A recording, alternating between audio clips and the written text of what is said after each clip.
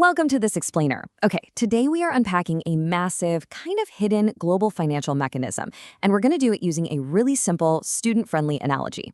Just imagine a side hustle so incredibly lucrative that literally the entire global economy got hooked on it.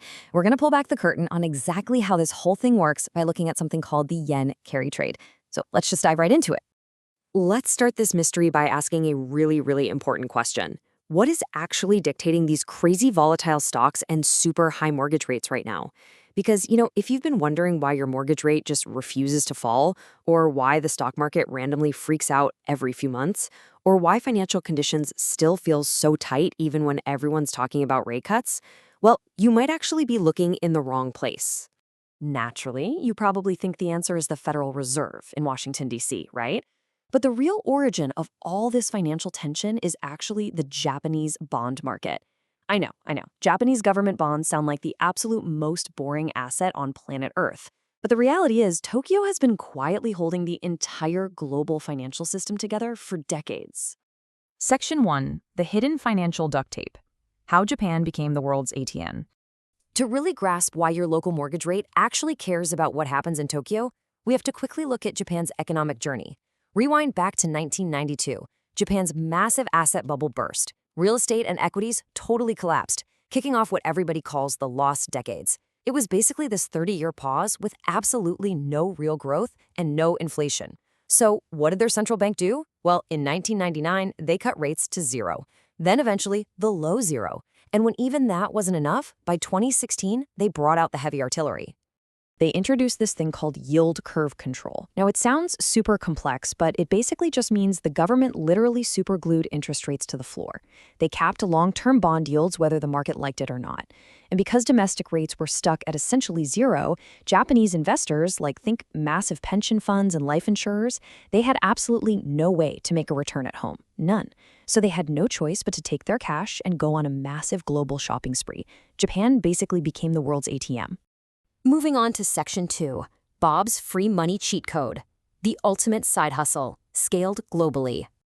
All right, let's look at how global investors turned Japan's low rates into what honestly looks like an infinite money glitch.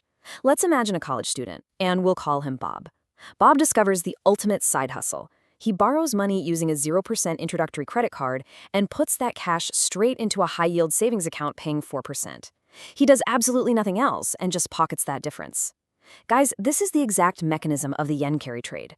You borrow cheap to buy high. It's really that simple. As you can see, even after factoring in hedging costs and various fees, Bob is pocketing a massive spread. Now, I want you to imagine scaling Bob's brilliant little student side hustle up to the institutional level. We aren't talking about $10,000 anymore. We are literally talking about trillions of dollars. This specific carry trade turned into one of the largest sources of global liquidity in human history. And, investors didn't just stop at boring U.S. treasuries with this free money. When your borrowing cost is literally 0%, you buy everything. They bought tech stocks, they bought real estate, they bought heavily into emerging markets. Basically, if it had a pulse and yielded more than 0%, they bought it. Global markets were literally running on Japanese Wi-Fi. Which brings us to Section 3. The free money era ends. Japan changes the rules. So, this entire cheat code, this trillion-dollar global side hustle, it relied entirely on one absolutely crucial assumption to hold the whole thing together. And that was the assumption that Japanese yields would just stay near zero forever. But in 2024, that assumption broke. The Bank of Japan actually raised interest rates for the very first time in 17 years. Basically, the math just totally flipped. The old math relied entirely on 0% borrowing and guaranteed profit.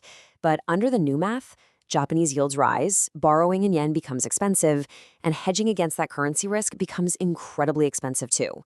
So suddenly, Bob's 4% U.S. Treasury doesn't look like such a no-brainer anymore. The free money trade, well, it simply wasn't free anymore. Section 4. When the math flips, the Great Repatriation. When that math flipped, the actual capital flows flipped right along with it. This is what we call repatriation.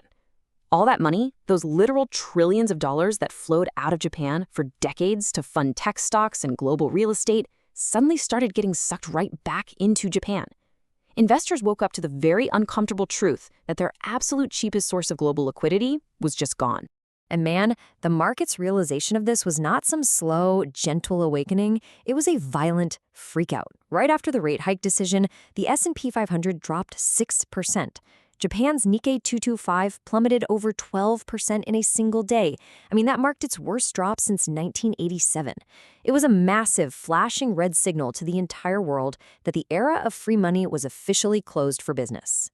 Finally, Section 5, the backbone of markets, why your mortgage cares about Tokyo. You see, for decades, Japan wasn't just some random buyer in the market, they were the most consistent buyer of long-term U.S. debt. Legendary investor Ray Dalio hits the nail on the head here, calling the bond market the backbone of all markets. The yields on long-term treasuries aren't just set by a dial at the Federal Reserve. They are driven heavily by global supply and demand. The Fed might control short-term rates, sure, but massive global buyers like Japan, they heavily influence those long-term rates.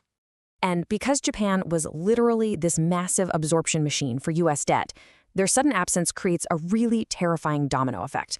First, if demand for treasuries drops, the yields have to stay elevated just to attract new buyers. And since the 10-year treasury yield is the baseline for basically everything in finance, an active sequence of dominoes starts falling. Stock valuations get squeezed, corporate borrowing gets expensive, which slows growth, and most importantly for us, mortgage rates completely refuse to drop. The Fed can cut short-term rates all they want, but if the long end of the curve is pinned high just because Japan went home, housing affordability stays incredibly strained.